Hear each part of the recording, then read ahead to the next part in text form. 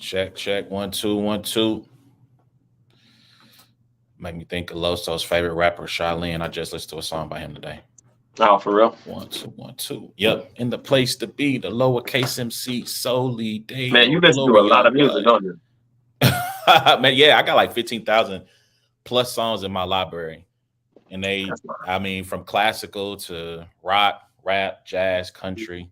There's a little bit of everything in there. So, and I always have it on shuffle. So you never know. I never know what I'm Yeah. going to listen to on any given day. All right, man. Let's see. Well, let's get it popping. Better. Good morning, good afternoon, good evening, no matter where you may find yourself as you listen to this. And it is another episode of the Only Sports Podcast with Brains and Bars. It's a black and white thing with A1 and A Ward. I am one half of the dynamic duo A1. You can check out every episode of It's a Black and White Thing by going to the podcast app of your choice, wherever the good podcasts are found, and checking us out there. Give us 5 stars, rate, review, subscribe, please, if you don't mind. Thank you. First of all, let me say, well, I'll save that. You can also listen to us live or watch us live on YouTube, where we are right now. Yes, sir. By searching Brains and Bars. Comment, hit the like, subscribe, share those broadcasts as well. The recorded kind of with the proper intro and outro will be released either later tonight or tomorrow, just depending on what's going on with me and my life. You can also follow us on social media by hitting us up at Brains and Bars, Instagram, Facebook, and Twitter. And I just want to say real quick, for everyone who has watched, liked, commented, shared any of these podcasts since we got back to doing this at the start of the year, thank you. Appreciate you very much. Thank you for your listening. Thank you for your listening. Listening-ship is what I was going to say. Viewership is the other word that was coming to mind. Thank you for listening. Thank you for viewing, all that good stuff. And as always, as you can see, I do not do this show by myself. I'm joined by the homie A Ward. A Ward, what's good with you, man? Not a whole lot, man. You know how it is. Today is a travel day, so running around, packing, trying to get everything situated, tie up loose ends. Got a flight this evening. So, but yeah, it's been a good day. Today starts the Big 12 tournament here in Kansas City, basketball. That's exciting. And a lot of other conference tournaments going on. So, yeah, and just decided that, you know what, as of last night, I'm gonna fast. I'm gonna start fasting. I'm fasting from parlays, at least for the at least for the next week. I had one that was supposed to hit last night, and the Knicks blew a 16-point lead against the Hornets. After I have missed on 3 parlays in a row from the Celtics blowing huge leads. So this is my 4th parlay in a row where I've missed by 1 off of an NBA team blowing a huge lead. So I'm done. I'm fasting from parlays. Yeah, man. The NBA is a crew. Like, when we first got back from Vegas, I fooled around the NBA a little bit. And after I lost one where the Kings could not keep the lead below 13 and a half or 14, I forget what the line was, I said, you know what? I think I'm done. That was it for me. You know what? I was looking at my little few $100s, and I looked at Grant Williams. He said, I'm going to make them both. I said, yes, you are, because I'm about to make this few $100. And then Grant Williams said, you know what? I appreciate your, fanaticism for the University of Tennessee and the fact that I bought his NBA Finals jersey, and so what did he do? He did not pay me back. He did not. Hey, Grant, you know how you can pay us back, man? You can come on the show for about 15 minutes. That's how you can pay us back. Yeah, I'm gonna clip this up and send it to Grant and say, you cost my man his parlay. Come on the show to make it up for him. Biggest Tennessee fan in the world. Bought your NBA Finals jersey. Hey, listen. No. He really might be the biggest Tennessee fan. Grant, listen. You said you was gonna make them both, and I looked at my parlays and said I'm gonna make them both. And then what happened? I didn't make either one of them. So come on, bro. Hilarious, man. Actually, I will be in the building tomorrow to watch the nightcap games for the Big 12 tournament. So excited to watch that. Don't know exactly who's going to match up because, teams who win tonight want to play the teams who have bye. So good luck to those, and I'll be excited to be in attendance to watch that, man. So the good thing about that though is the Big 10 or the Big 12 has been great all year. So it's really like you're really not watching bottom feed basketball, Yeah, definitely excited to see who tips off, especially that I think the nightcap starts at 6. So definitely excited to see who'll be up in that first slot. So like you said, it's going to be a dope game either way, because even like the lower seed teams like can bite you in the Big Yeah. 12 this year. So people probably going to say Big Ten's best basketball conference. Out for my money, it'll probably be Big 12. Let me tell you this. Y'all start to fill out your brackets. We about to get into this topic here in a second. When y'all start to fill out your brackets, beware the Big Ten. They every year, and by the end of the first weekend, 9 of them are at home. This happens every year. They get overrated. They get overhyped. They're both of those things. I normally try to put a distinction between overhyped and overrated. They are both overrated, overhyped, and they're going to be exposed once again in the tournament. You'll be maybe 9 of them will get in, 2 of them make it to the Sweet 16, and we'll be going another underwhelming season for the Big Ten. We'll be saying it again. So we'll see, man. But let's get into this show, man. We got a couple of hot topics. We only have about maybe 40 minutes because I'm busy, you're busy, but I wanted to get this show in. I didn't want to miss a week. The goal for 2023 is consistency. Trying to be more consistent. And so I might even jump back on here maybe Friday or Saturday if to hit some topics we didn't get a chance to touch on. So we want to start in the world of battle rap first, right? So shout out to Remy Ma, shout out to Chrome 23, Easy to Block Captain, shout out to Hitman Holla, all of those parties. Easy to Block Captain and Hitman Holla drops tonight, I believe at 7 Central, 8 Eastern on Chrome 23's YouTube. And there's been a huge discussion in battle rap in the culture this week about YouTube drops versus URL TV's app, right? Like I listened to Verb talk about it, about how the URL artists are locked into this app. They're behind a paywall. You cannot see them without having the app and paying for it. And that YouTube is where it's not necessarily that artists are able to make money off of YouTube per se, but they are able to be seen by a wider audience, right? Because it's YouTube. YouTube's a free platform. You can go to URL TV's app, or even if you are into battle rap, right? Your algorithms start to put that towards the forefront and you see more and more battles. So Easy, he's, again, shout out to the interview he's done with Black Compass, shout out to the interview he did with 3 Letterman, where he discussed various things about his career, but he has made mention of, I want YouTube drops. Jazz the Rapper comes out and says, at the Chrome 23 event, a young lady says to her, yo, when are you going to battle again? And she's like, what do you mean I've been battling? So from your standpoint, like, how do you look at that URL app versus YouTube? You obviously mentioned it in the battle with Vixen, right? You mentioned you eat off the app, I eat off the entree. So from your standpoint, how do you view that discussion that's been going on this week of YouTube drops? How crucial are they versus other forms of entertainment that have battle rap that drop on apps? Because iBattle also has an app. Now they drop on YouTube as well, but just your take on that from that standpoint. Yeah, I mean, not to toot my own horn or anything, but you didn't have to listen to Averb, and you didn't have to listen to Easy and a lot of these people. You could have just listened to me 2 years ago. This is what I've been saying, and it's so funny to me because people a lot of times say, yo, Ward, well, not a lot of times, every interview, they say, Ward, why are you not on URL? And I always give them the same 3 or 4 reasons. And I say, 1, I don't want to be into an exclusive contract where, I can only battle here.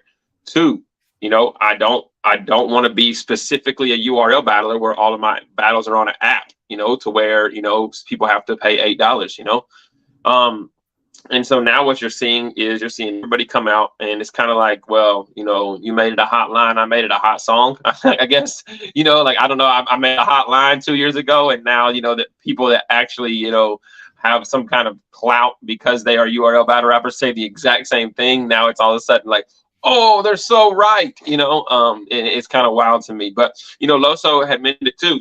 We talked about it a year and a half ago, and you've heard Loso mention it in interviews as well. And he says, yo, why would Ward come over here? Like right now, like Loso and Saga are, exclusive to an app. We go out and there's people who are fans of us, huge fans of us, obviously, because, the Maybe they like Christian rap, or maybe they're, whatever. And they'll say, yo, when are you going to battle again, Loso? There's a huge community of people who've never seen Saga and B-Dot. And that is just a travesty, to anybody who is a Saga fan, a B-Dot fan, or a battle rap fan, and I've always just said, yo, like, I have the ability to kind of be, just click on my battles and watch them at any time, any leisure time, on YouTube. And so what you're seeing is guys that are already legends in the game, right? You're basically your class from John to Don and back all the way to Lux or whatever. These guys can survive pretty easily because they already have so many YouTube. Everybody knows exactly who they are. And then you have this next wave of battlers where only guys like Geechee and Twerk have really broken the ceiling of the app, because that's what the app is. It's a ceiling. It is a ceiling. Unless you're like Easy, who can jump out and maybe get on Blair and kind of, jump out and battle Hitman on Chrome or whatever and do what he's doing, because he's trying to break through that ceiling. Unless you're Twerk or Geechee, those two guys, everybody else is just kind of stuck under the ceiling of, hey, whoever URL wants to watch you is going to watch you, and it's just a tough dynamic for anybody who thinks that they're an independent artist, anybody who thinks that they should be bigger than what they are, anybody who wants to control their own, career. And, whereas me, I bounce around, I think I did over 2 million views last year in battles, now granted, you look at like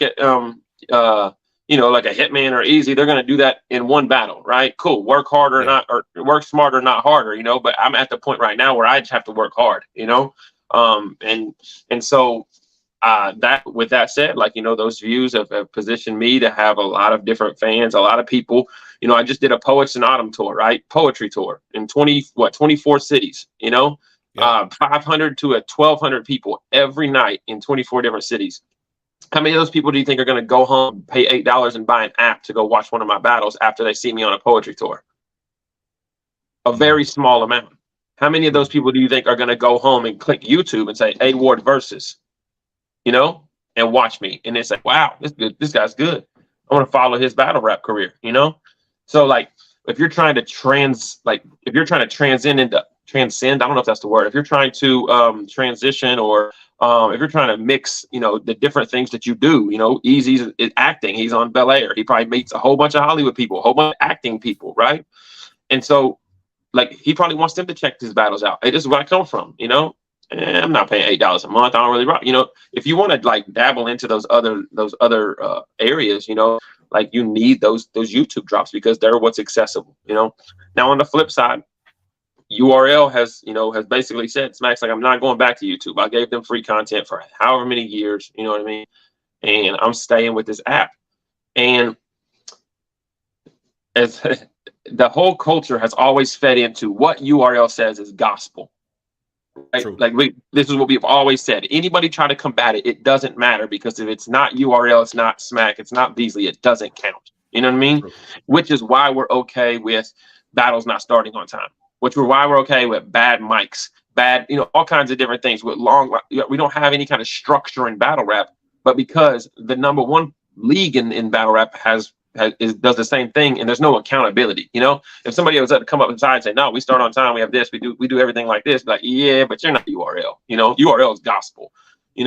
So at the end of the day, like, until there's any kind of accountability taken on like the fan side, that has already been kind of manipulated into that, if it's not what Smack, Beasley, and URL says, it's not profitable for battle. Until there's any accountability, then I don't know what you guys want. They're going to continue to run their app.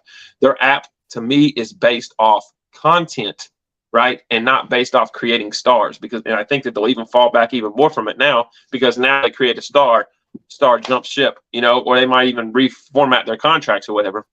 Now it's just going to strictly be based on content, which is why you don't see grudge matches, which is why you see just plug and play matches, and which is why you see over 200 URL battles last year, that they're going to go on the app, because it's content driven. It's $8 a month. I got to get content out, so that I can get paid, so that they can, run their company. And they obviously run it very, very well. I'm sure that they do very, very well, but I don't think it is for the artist. I don't think the app is for the artist or for the battler. So Gotcha. I don't think it's driven that way. So shout out to Mr. Jukebox. He dropped a couple of comments. He says, Jazz battled Shice Raw, dropped on YouTube. Shout out to Battle Academy. Lead us where that battle took place. And that means the fans didn't see that one either. So, and then he also makes a reference of, that you have YouTube drops more than some of the OG vets because of your work rate, and I'll say this about that first comment about Jazz and Shice Raw. Like, you mentioned it, URL has built into the culture at large that if it doesn't happen on this stage, it does not matter. Right. And so, yes, like a Jazz the Rapper drop on Battle Academy is an up and coming, solid, reputable league, right? You battled Shotgun Suge on Battle Academy, right? Right. So, I mean, like, but that's the point. They're up and coming. They're not RBE. They're not King of the Dot. They're not URL. And when you brand it so well, like, to their credit, it has been repeated so much and the fans have bought into it so much that they are the industry leader. Nobody. Okay, and like, cool. Like, you battle Shice Raw on Battle Academy. Shout out to Stiz and them. All right, cool. It's whatever. But if in order to break through the battle rap glass, right, and move into the mainstream, a couple of things have to happen for you. You have to battle on URL. You have to battle one of those YouTube era legends. Yep. Right, or vets, and it has to drop on YouTube. If you get all three of those things, you're out of here, right? Twerk was kind of like one of the last ones who kind of that last transition from. I think Geechee got a YouTube drop too. I think Geechee got a couple. Yeah, Geechee got a couple, and Geechee got Lux too, and that dropped on the app. I mean, I'm sorry, that dropped on YouTube. So, it did? Geechee, yeah. So one of the things that I have to shout out Easy is Easy put in a huge grind to market himself, right? After the thing happens, he loses a really close, debatable battle to Fonz. He brands himself as the people's champ, and he went on a run for about 2 to 3 months. Just about every week, he was on somebody's media, whether it was you and him have a back and forth on a New Era podcast that was really entertaining. He's on Champion. He's showing up on New Era. He's showing up on, I'm not going to say Henny Man, because I don't think he ever jumped on Henny Man. Well, it's a blessing to live on East Coast, ain't it? but hold on. Now the Champion thing definitely helps, right? Being in Philly, that's a huge deal. But for him, he's just picking up his phone and saying, hey, what's up? Or he's getting on the camera like this on a laptop. And talking his talk. So he did a lot to market himself and push himself to the masses after that. And then when he dropped the top tier disc, which, look, Calico dropped first. Calico dropped, like, in this last couple of years, right? When you talk about disc records, not going back to like B Dot and Mike P, who had a really good couple of dope tracks. Very Twerk good. And Loso, right? Calico drops WWF, and the culture's kind of like, yo, I'm feeling this. Like, I'm feeling that WWF track. Then Easy drops the top tier disc, and then after that, it was out of here. Yeah. Right? The top tier disc has the remix. That song is everywhere within the culture, and it goes crazy. And so I do have to shout out Easy, not only his work rate in the ring, but also his promo game outside of it. Yeah, I feel like you yourself, right? Like, you yourself make yourself available as much as you can when you're really trying to promote yourself, trying to angle and put yourself in position to get these bigger battles. You get out here and you do the media tours as well, and so like that. The app basically means, shout out to Mr. Jukebox, who said it's 200 opportunities for MCs to feed their families, which is true. But like, if you want to break through that bubble, you're going to have to do a lot of marketing, a lot of branding, a lot of talking yourself up in order to put yourself in a position where you could potentially even be an Easy the Block captain. And that's assuming you can navigate the politics of it all. Yeah.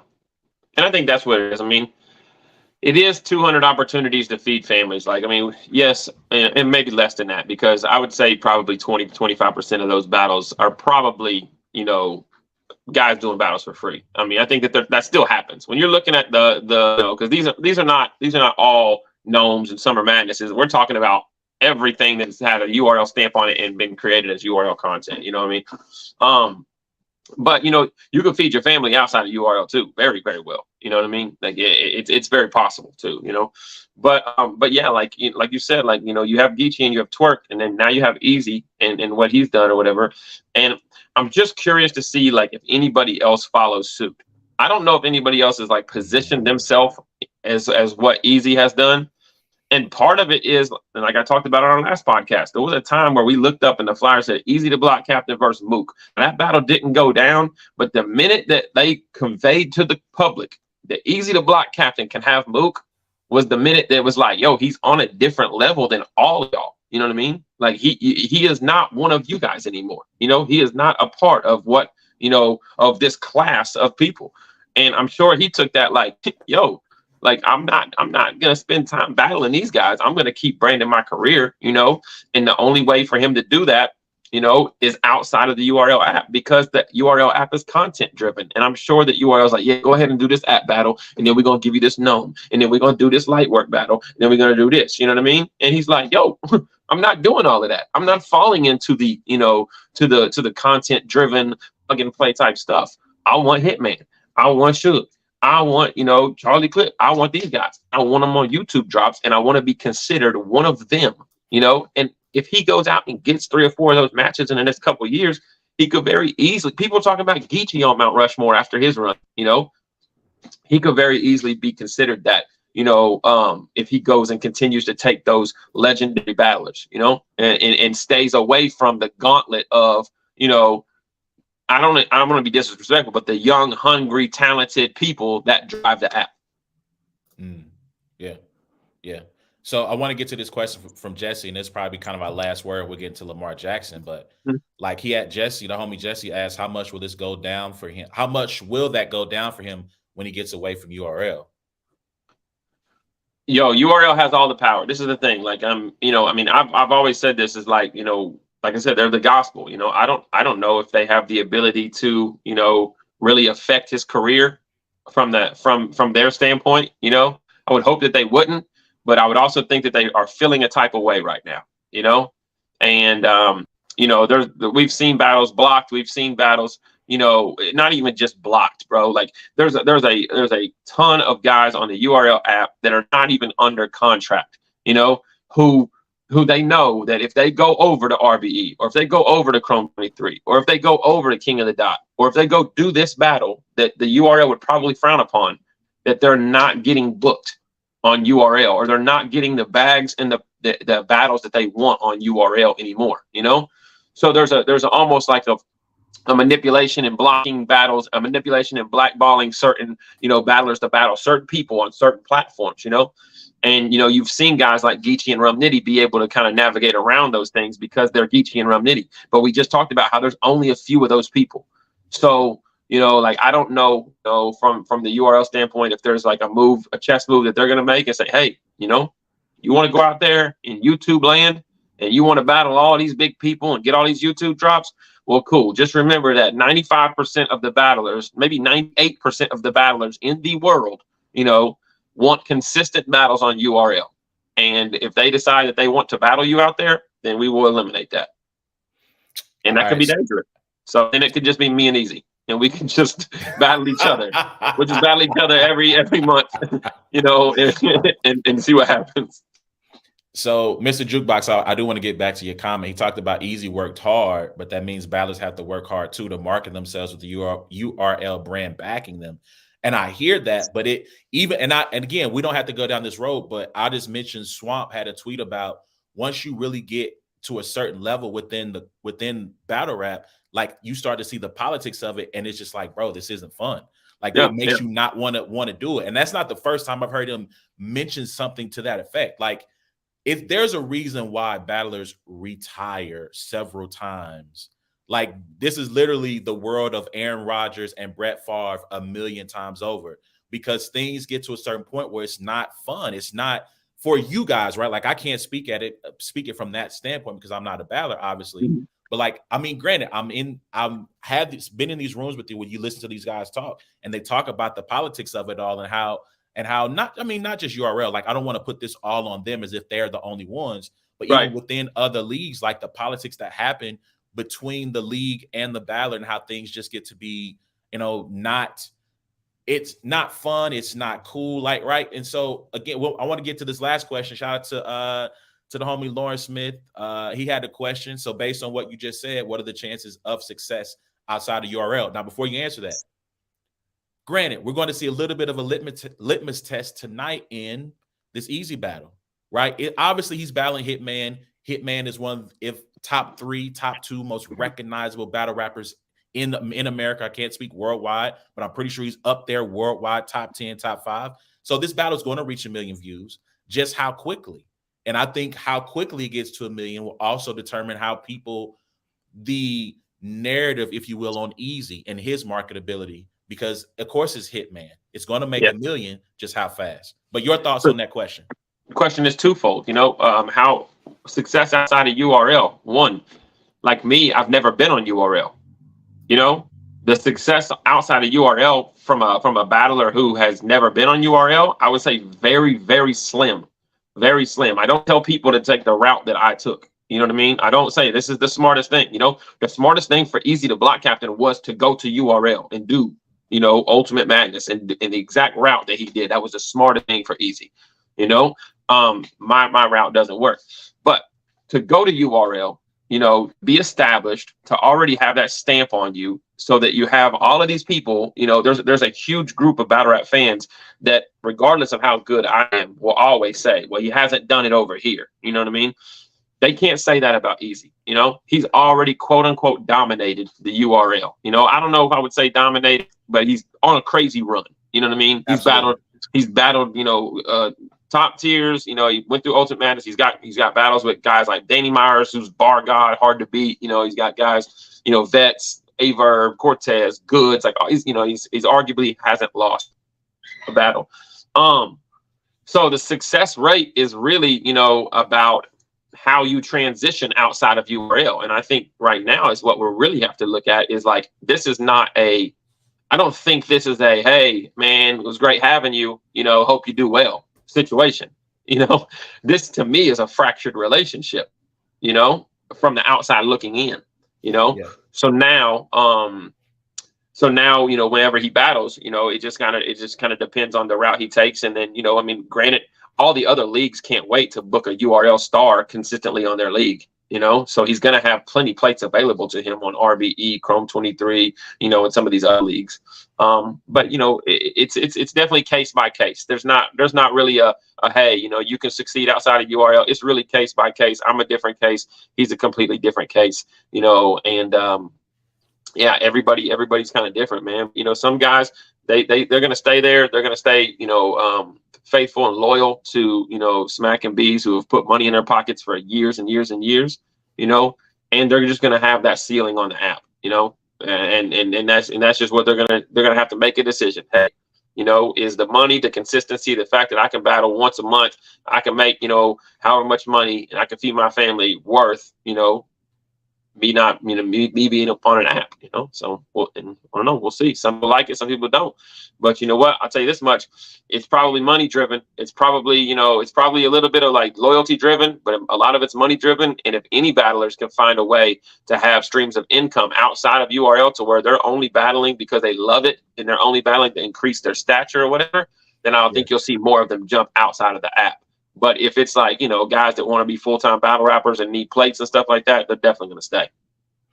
Absolutely. Absolutely. And look, man, like, as someone who's been as close as I am to you and a part of those conversations, I think the URL, for all intents, unless something drastic happens, they're always going to be the top rated battle rap league around. It's always going to matter more to the culture if you battle on that brand.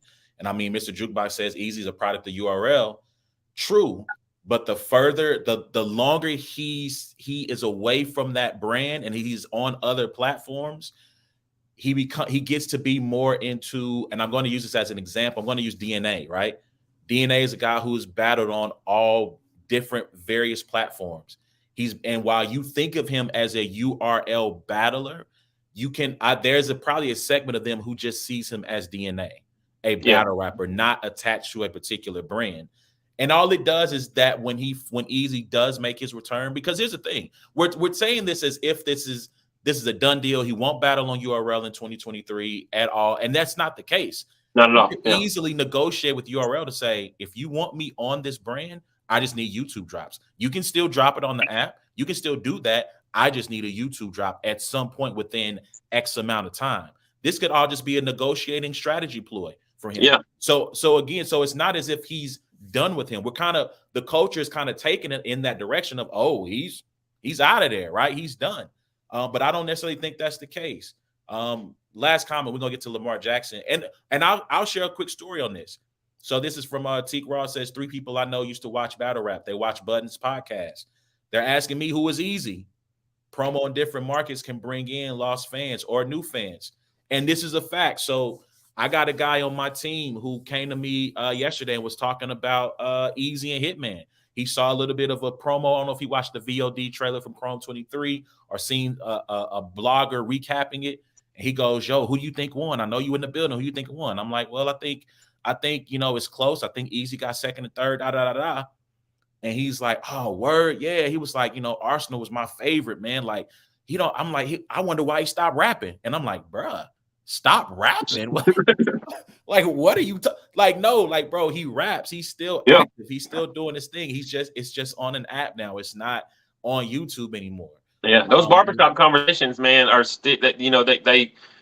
there's a handful of people who followed it up until the Geechee, Lux and different things like that. But when you're in the barbershop, every time I go to the barbershop, Kansas City's not a battle rap city, Like, people know me here, but even then, like, I'm still probably not, as known in Kansas City as, as I could be or whatever, just because it's not a battle rap heavy city. But any barbershop you go into, people still talk about Sirius Jones. They talk about Jen. They talk about Murder Mook. They talk about Jay Mills. They talk about the old school battle rap. And then if they know anything about the new school battle rap, it might be a Geechee or a Twerk, outside of that. Who is this guy? Who is that guy? Who you do? Oh, you battled Charlie Clips. You battled Arsenal. You battled. Oh, you must be good. To me, like those are the names that people that are not stuck in this battle rap culture of like hardcore fans. You know what I mean? Those are the people that are known outside of that. And I would be interested to ask Easy, like, what does he think more for his brand and his success, Hollywood or URL? Because I would wonder if there was part of him that's doing Hollywood and doing all this flying back and forth in movies and stuff like that. And he's like, yo, like, this is so much better than this, than this, URL battle rap on apps every now and then, like if he's looking at battle rap and even, the app as a sub stream of income, like, yo, that could still be something I do. But like, look at Hitman, everybody knows Hitman and we knew him from battle rap, but like, he does it once a year, comes out maybe once every, something like that, because he moved on to bigger and better things. So absolutely, man. So let's jump. Before we go. Yeah. Over under on 1 million views. Did you see? So a week. I saw France put that up. He said the over and under was 7.5 days. I'm going over, actually. You think it's going to be more than 7? I do. I'm interested to see with it being on the Chrome 23 channel. I think they have 40,000 subscribers. I know Hitman and Easy are both going to promote heavy, but I am interested to see, how it'll work. I'm gonna be honest. I'm gonna tell the truth. I took the over. When I looked at the vote, I took the over. I think the under was winning. It was. But I think that the allure of Hitman, right, being who he is, it's going to probably do it. I think, Tika Raw, sorry, I'm old and I have glasses. Tika Raw, not Tika Raw. He said 6 days if promo right. Hitman has said the hate's gonna look different on camera, right? He repeated that a lot in that second and third round. So we're going to get a chance. I think my thing is like his last couple that have been on YouTube have been Calico and Cassidy. You know what I mean? That's true. And I mean, obviously him and Cassidy, 1 million views. You know what I mean? That was going to happen easy. And Calico is another guy that's known. So it's like, I don't remember how long it took him and Calico to get to 1 million, but I think it'll take him and Easy probably double that. But all right, we can get to sports though, because we got about 20 minutes. So actually, we got less than that. Real Nah, quick. What? Hold on, let me see. I'm good till 12:58. I just got a work meeting at 1, so I'm just gonna jump off this and jump on it. I'm sitting right here, so Okay. So hold on, let me look up this Hitman John real quick. Calico 12:58. versus Hitman did 2.3 million. It's at 2.3 million right now. Yeah. And I don't know. Like, I think Easy has done because of his versatility, because he is now granted, he's not known by everybody. I think his appearances on Budden's podcast, I think his work on Bel Air.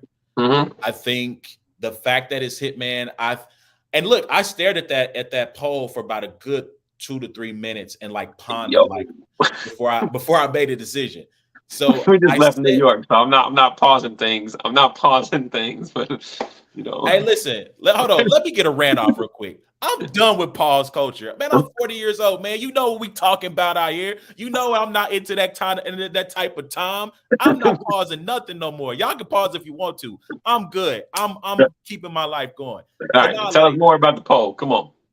Yes, I stared at the poll for about 3 to 4 minutes trying to figure out what option to choose between the over and the under. And so, like, you know, I took the over, but I think I might go 6. I think if it can get to 300, if within the first 24, if it can get to about 300,000, I think he's in a good place. Okay, cool. Good stuff. The first 24. Mr. Jukebox asked, do you think Chrome 23 will surpass RBE as a second league? I think it takes another year or two of consistency. Absolutely not. Absolutely not. Like, listen, I think there's something to be said for branding, and a shout out to Remy Ma. I do think that it depends on what her vision is. I'll put it to you that way. If she came into the game as a woman who's trying to center female battle rap and trying to do more to promote and push the ladies, if that will continue to be the lane that she stays in, then no. Then no. If she's going to be able to book, now look, if her first 3 main events for male battle rap is Easy Clips, Easy Arsenal, Easy Suge, Easy Mook, I don't think Suge's coming outside for not on Chrome. I think he's going to want to do that on A Ward, A Verb, A Ward Hollow. I'm just saying, like, if she gonna start booking them kind of matches, she's still not gonna surpass RBE, but they're gonna be obviously in your rearview mirror closer than they appear. Because you know what happens when you see something in the rear view, right? Hey, I set that up. That was an easy oop right there. But yeah, like I don't know. It just depends. Like, it depends on what RBE does. I think, you know, ARP had a blog. He was talking heavy at URL, and he telling Mook, "What's up? Like, you tell me the time, the date. I got the bread for you. You know what I'm saying? Like, ARP, if you let me hold a little something, you know what I mean? Right. It seemed like you got the bag. That's all I'm saying. But not like it's. I don't think so, because I think RBE's been around too long for Remy to jump past them that quickly. You would need, like I said, a bunch of top tier matchups, a bunch of really recognizable names to step outside some of those YouTube era.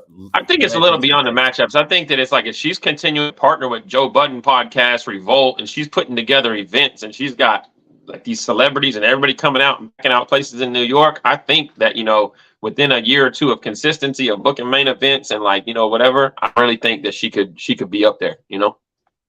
Okay. All right. Well, that's something to see. Something to see. And then obviously, like I said, RBE is going to play a role in that. How many times are they going to have events? What are their events going to be looking like? What are their main events? So she's definitely, with this event, I think the reception, the pay-per-view issues aside, I think that event has been more, from what I've seen, very well received. It's been very well received. And so she continues to put on dope events. She's definitely going to be in the battle rap consciousness. So we'll say that. Yep.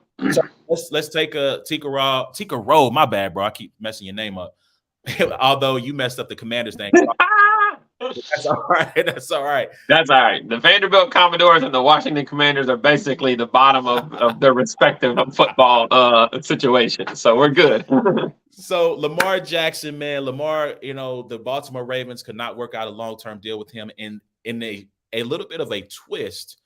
They slapped him with not literally, people, but they tagged him with a non-exclusive franchise tender. So what that means is that he can go out and try to negotiate with other teams.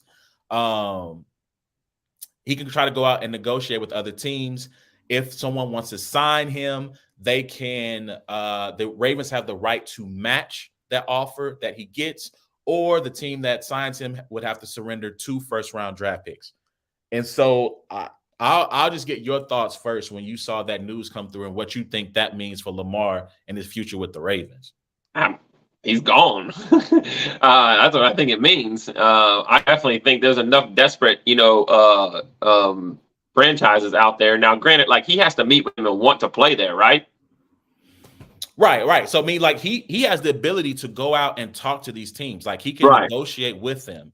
Right? Yeah, so I mean, I think somebody's going to throw a lot of money at him. I mean, somebody's going to throw a lot of money at him, and they're going to give him guaranteed money. They're desperate. People are desperate for quarterbacks, man. Well, there's a plot twist in this story.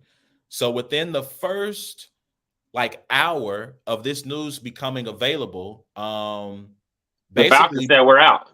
Falcons said they're out. Panthers said they're out. Dolphins said they're out. Raiders said they're out. The Commodores. It's like the Commodores. Yes. Yeah. Like so you're valued at $6 billion, and all I'm seeing is 12 games a year. So I'm out.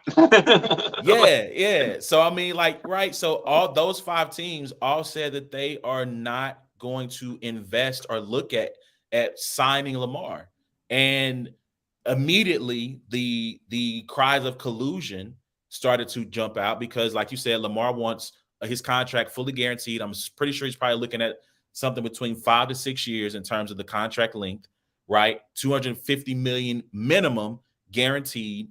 And the idea is that all these teams, because of what the Browns did with Deshaun Watson and giving him a fully guaranteed contract, that is on record as the owners were highly upset.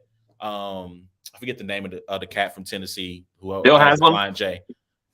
Haslam, Jimmy. Yeah, Jimmy Haslam. Jimmy Haslam. That were highly upset at him for making that deal because they don't want to have to fully guarantee long term, right? So Kirk Cousins, who's kind of like, I mean, to me, he's the OG. He's the father of the guaranteed contract. Yeah, he normally signs like a 3 year fully guaranteed deal. Which, if you understand how NFL contracts are structured, when you want to know how long a team is really tied to them, you want to look at the guaranteed money, right? So Daniel Jones gets 4 years, 150, 60 million. But the guarantees are over the next 2 years, he gets 82 million. So basically, when you read that contract, and then after the second year, if he's still mediocre, if Saquon is still carrying him, then he can be the cap will probably be set up in a way where they I can don't think how you said that, but I'm gonna let it ride. I don't like how you said that, but I'm Saquon burying him. Daniel Jones is above average quarterback, but keep going. We ain't got time for that. Look, let's stop for a second. Let's put a pin in that and pause for a second. Who's more important to the success of the New York Giants, Saquon Barkley or Daniel Jones? Long term or short term? Based on how they performed last year. Based on their performance short term, Saquon Barkley, but running backs are running backs. That's not true. Saquon's not just a running back. He had one good year he came back from. Maybe 2, another knee injury, and it's a wrap. Listen, maybe he might think this is disrespectful to say this, but Saquon Barkley is the easy to block captain of running backs right now. It's levels to this.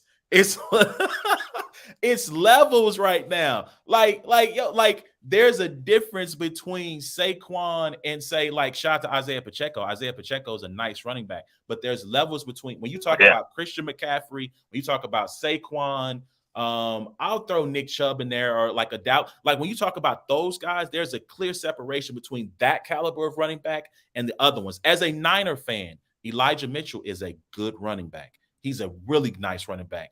But the first time I saw Christian McCaffrey see the hole and the burp, I said, oh, wait. We talking about something a little different here. Like, Elijah, you nice, you not that. You know what I'm saying? And so, and so I hear you, But nah, it's a difference. Shout out to the homie Lawrence. He says, not really understanding the idea of collusion. We should not normalize a bad decision by the Browns. I hear you, but here's the other part of that conversation as it relates to Lamar. The owners have been normalizing bad quarterback decisions for years now. Part of the reason why Daniel Jones gets $40 million a year is because every year when a quarterback came up for a new deal, they just said, oh, here, you reset the market. Oh, here, you reset the market. Until finally we got to this point to where Derek Carr and Daniel Jones can make $40 million a year and be okay, right? I'm not going to say they're trash, not going to say they're not good. But yeah, that the league has come together because we seen Carson Wentz got traded twice. Twice he got traded, right? So I mean, like the league has shown that they are real quick combine related. You look at Anthony Richardson's combine performance. We already knew he was a good athlete. I'm not sure why his combine numbers are like, oh my God. But like based on his combine performance, he was already a top 10 guy when they started to get into his tape. Now he's probably cemented as a top 10 QB. Will Levis, top 10 QB. I have no idea if those guys are going to be good. My money's on them not being franchise-changing quarterbacks, but teams are willing to take the risk. Why? Because one is cheap labor, because they're under a rookie deal and they don't have to pay them for 5 years. And because it's the upside of everything, right? If you take that risk and you find your quarterback, you found your guy to lead your franchise for the next 10 years. Yeah. You're telling me, Lawrence, you're telling me that with everything that Lamar Jackson has accomplished, if he's been able to finish a season, last season he hasn't, they made the playoffs. They were number 1 seed. He was almost a near unanimous MVP. And that man not worth 250? He's not? You think he is? I think so. If you're listen, I put a tweet out yesterday. How many years has he been in the league? 5? I think this is his fifth or sixth year. Let me double check. I sent the tweet to the 49ers account and said, listen, salary cap be damned. Go get him and figure out the rest later. Because if you tell me I got a team, like that is literally a fantasy football team come to life. If you tell me I got Lamar Jackson, I got Christian McCaffrey in the backfield, I got Debo at wide receiver, George Kittle, don't know what's going to happen with Brandon Ayuk yet. But if you're telling me I got them 4 guys, what are you? And when you look at the landscape of the NFC, yes, Lawrence, all of it guaranteed. When you look at the landscape of the NFC, like who else is out there right now? You're in management, right? You're in management. You hire people. I do. You hire people. Okay. So somebody comes in and you're looking at the resume and they only show up and complete their job 60% of the time. We're not doing that. But the 60% of the time is really, really good. You're not looking at the fact that 2 of the 5 years that he only played 12 games and couldn't, or he might even miss more games than that. Well, see, that's the other part of this that makes the story so interesting, because I don't know if you saw, right? Eric DeCosta, the Baltimore Ravens GM, came out and was talking about the wide receivers and saying, well, we haven't found that all-pro guy yet, but we're going to keep digging. Like, it's not for lack of trying that none of these guys have hit. And then, what's the cat from Minnesota? One of the wide receivers came out. I can't think of his name right now. From Minnesota? Yeah, they drafted him from Minnesota. It was either high first round, second round draft pick.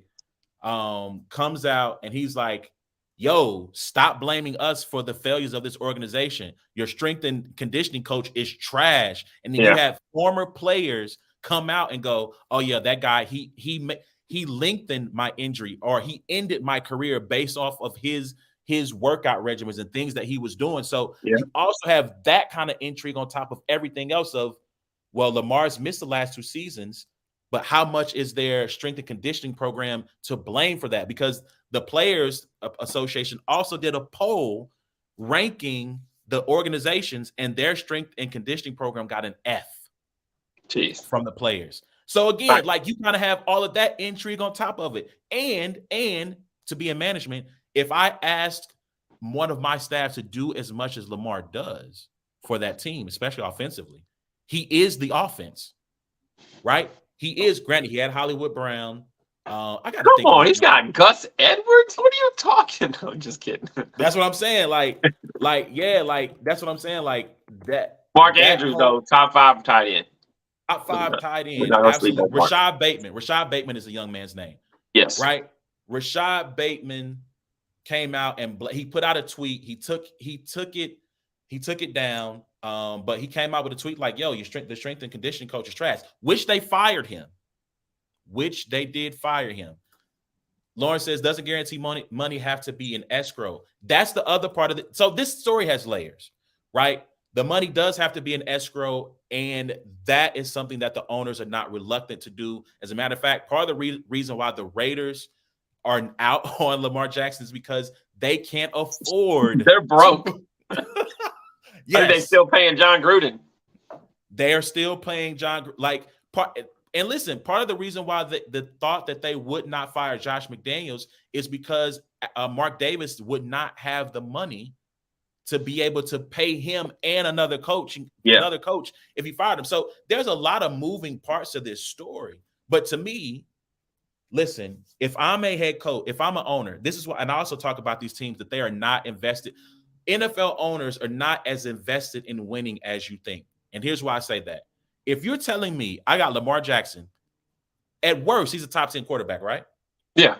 And you're telling me he wants $250 million guaranteed over, let's just say 5 years. I don't know how many length of years. If I'm a team like San Francisco, if I'm a team like David Tepper has been killing himself trying to find a QB, the owner of the Panthers, Carolina, Washington, San Francisco. Yes, I want to throw them in there too. What you tell what? I just got you 250 million guaranteed. Cool. That's fine with me. Because I'm guaranteed to have a top 10 quarterback for the next 5 years who has been relatively healthy. We understand that his listen, we don't know how much the training staff helped or hindered him in his return. Based on what's being said by the players. But it also could be part of longevity too, though. That's already been done. You know what I mean? If I'm Kyle Shanahan and I'm looking at having a mobile quarterback I think people talk about his offensive system and say that he's limited. Lamar Jackson ran a pro style offense in college. Mm-hmm. Right? Who was the cat who got caught up with the woman? Bobby Petrino. Petrino. Yeah. He ran Bobby Petrino's offense. If you cannot run pro style, he's not going to have you run his team.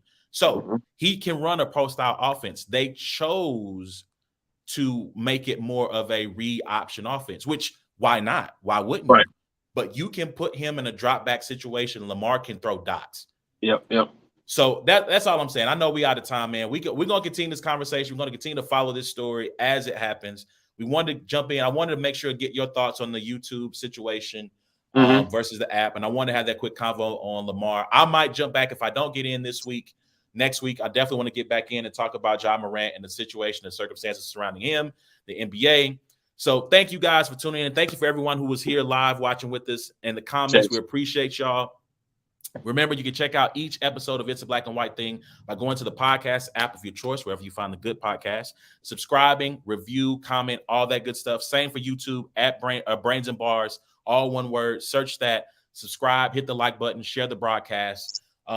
Twitter, Facebook, Instagram at Brains and Bars. I am award.com. I am awardmerch.com for all of things Award. Until next time, it's been a black and white thing, man. We holler at y'all, bro. Safe travels to you. I will see you when you touch down. Get to the airport early because at late, new airport's been back up. I'm gonna get to the airport early just to look around, man. It looks fun. So. It is fire. It's great. But we'll see y'all next week, man. Y'all be easy until next time. Peace.